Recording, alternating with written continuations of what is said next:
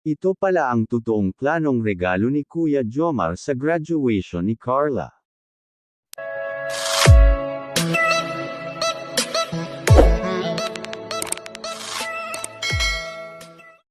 Sa episode natin ngayong araw ay pag-usapan po natin ang naganap sa nakalipas na graduation ng ating idolong si Carla.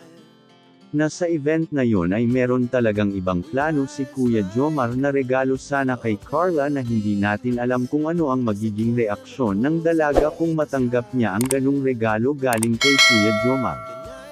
Dahil alam naman natin na kung gaano ka-conservative ang ating idol na si Carla kaya hindi tayo makakasiguro kung matutuwa o masu-surprise po ito sa ganung regalo ni Kuya Jomar.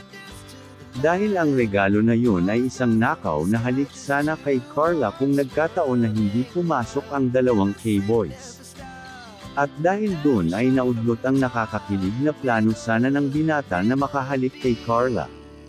Kung nagkataon na nakanakaw ng halik si Kuya Jomar kay Carla ay naku paniguradong grabing kilig ang hatid nito sa buong fans ng tambalang jump car.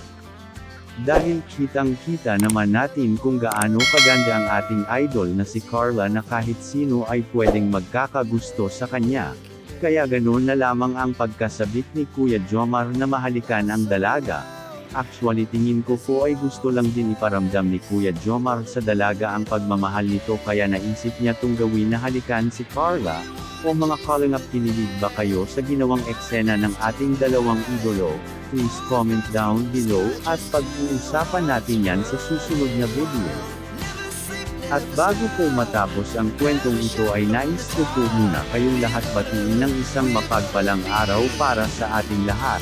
At kung bago lang po kayo sa aking channel ay hiling ko po sana na huwag niyong kalimutan mag-like at mag-subscribe. Salamat po, and also don't forget to subscribe Kalingap Rab, Kuya Jomar Vlogs at ang ama ng Kalingap Val Santos Matubang.